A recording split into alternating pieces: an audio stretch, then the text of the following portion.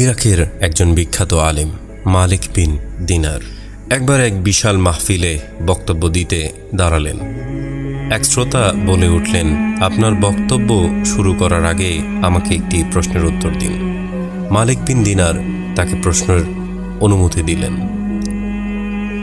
বয়স্ক শ্রোতা বললেন, আজ থেকে প্রায় 10 বছর আগে আমি আপনাকে মাতাল অবস্থায় পড়ে থাকতে দেখেছি।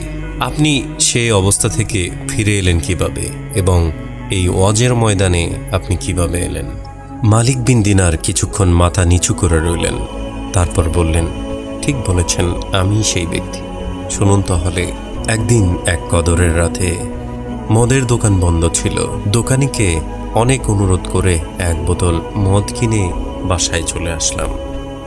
বাসায় গিয়ে খাবো এই শর্তে। বাসায় ঢুকলাম। ঢুকেই দেখি আমার স্ত্রী ছলাত আদায় করছে। আমি আমার ঘরে চলে গেলাম এবং বোতলটা টেবিলে রাখলাম। আমার 3 বছরের শিশু মেয়েটা দৌড়ে এলো।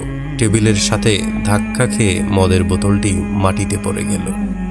অবুঝ মেয়েটি খিলখিল করে হাসতে লাগলো। ভাঙা বোতলটি ফেলে দিয়ে আমি ঘুমাতে গেলাম। সে রাতে আর মদ খাওয়া হলো না আমার। পরের বছর আবার লাইলাতুল কদর এলো। আমি আবার মদ নিয়ে বাড়ি এলাম। বোতলটা টেবিলে রাখলাম। হঠাৎ বোতলটার দিকে তাকাতেই কান্নায় বুক ফেটে গেল। 3 মাস আগে আমার শিশু কন্যাটি মারা গিয়েছে। বোতলটি বাইরে ফেলে দিয়ে ঘুমিয়ে পড়লাম। স্বপ্নে দেখেছি এক বিরাট সাপ আমাকে তাড়া করছে। এত বড় সাপ আমি জীবনে কখনোই দেখিনি। আমি ভয়ে দৌড়াচ্ছি। এমন সময় এক দুর্বল বৃদ্ধকে দেখলাম।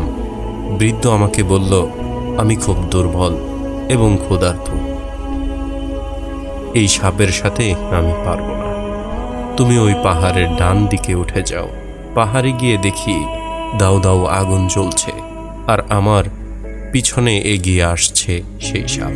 বৃদ্ধের কথা মতো ডান দিকে ছুটে গেলাম। দেখলাম সুন্দর একটা বাগান।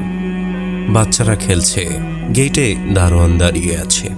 দারোয়ান আমাকে বলল, বাচ্চারা দেখো তো এই লোকটিকে, একে সাপটি খেয়ে ফেলবে, নয়তো আগুনে ফেলে দিবে। দারোয়ানের কথায় বাচ্চারা ছুটে এলো। তার মাঝে আমার মেয়েটাও ছিল। মেয়েটি আমার ডান হাত জড়িয়ে ধরে বাম হাতে থাপ্পড় দিয়ে সাপটিকে দূরে ফেলে দিল। অমনি সাপটি চলে গেল। আমি অবাক হয়ে গেলাম এবং বললাম, মা, তুমি এত ছোট আর এত